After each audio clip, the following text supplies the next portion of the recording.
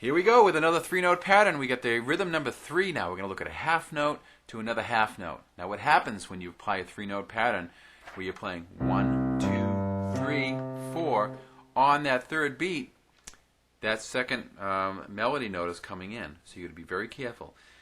Also, you're going to be seeing too, as the notes get lower in the right hand, your thumb is going to be the correct fingering. As they get higher, you'll be playing the pinky. Okay, and all the notes underneath, you want to try to use different fingering for the underlying notes. You don't want to be playing. You don't want to be playing like E, D, C. You want to be having E, D, C with different fingers. Okay, a lot of people will opt to pack it out with one finger or jump around. But typically, the way music will be written is you'll see the low note be functioning with the thumb, and the high note in the piece will be bringing your hand up higher to address it with a pinky. Okay? Let's take a look right now. I'm walking very, very slowly with this. And you'll have options here. When you play that D pattern, you're going to be playing D-A-D.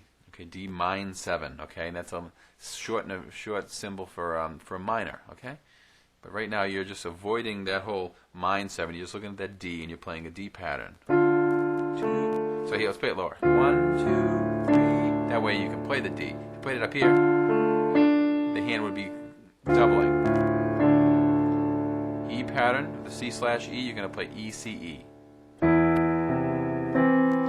F major 7, you're playing F, C, F with the A. 1, 2, 3, 4, G/B, you're playing the B pattern with the D.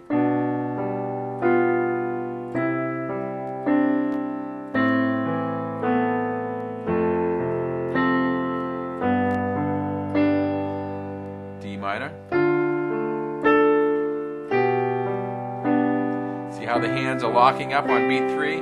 1, 2, 3, 4, 1, 2, 3, 4, 1, 2, 3, 4, 1, 2, 3, 4, 1, 2. Get that? Very important. 1, 2, 3, rest. 1, 2, 3, rest. It's involving a little bit more activity now between the two hands. Your left hand is staying active with the three-note pattern.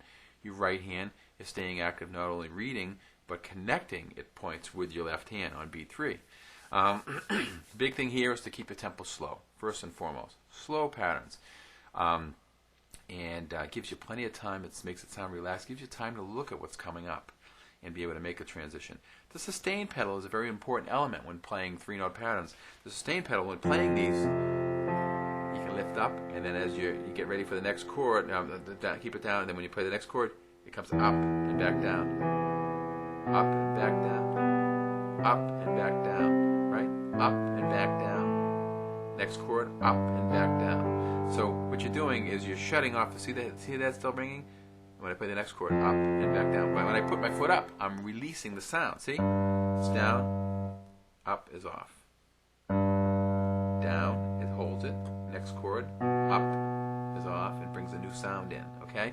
So what's going to happen is as you get comfortable with the sustain pedal, it will become like breathing on the piano. It becomes very much second nature. Right now, in the very beginning stages, it is sometimes near impossible for people to pull it together.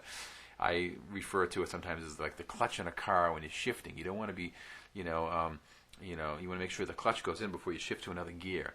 This is kind of when you're shifting to a new chord or going to a new chord. You want to, keep that pedal down. Make sure when you go to the next chord, you want to release the clutch, release that pedal. Okay. If you don't have a sustain pedal, you can get by with using a very echoey kind of sound in your keyboard, whether it being strings or electric piano with a lot of delay or something on it to give you that kind of sustaining kind of quality. And so what you can do at a more advanced level here, if all goes well and you really get in the hang of this, you can take that specific rhythm. You can play any note from the white scale and freeform this and improvise. This is really fun, okay? And you might want to play around with this, but don't do it too much. I'd rather have you really get the piece down. But take a look at this. All half notes now. We're going to play any note from the white scale. See,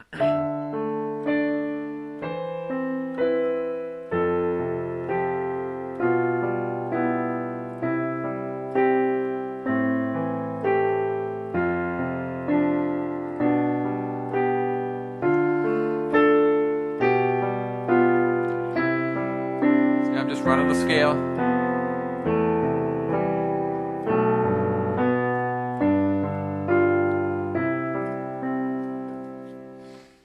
beautiful.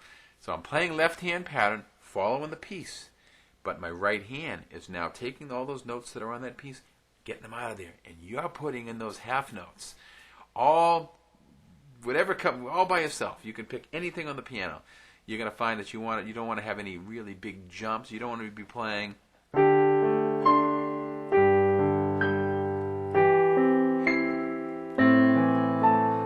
You want to have it be more linear. What I mean by linear is having things.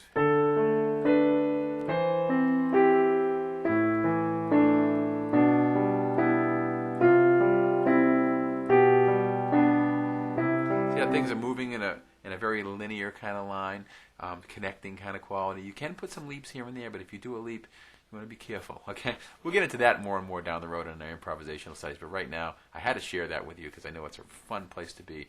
I know you get a kick out of it to see it all against the C major scale. Enjoy this piece with using half notes. Good luck.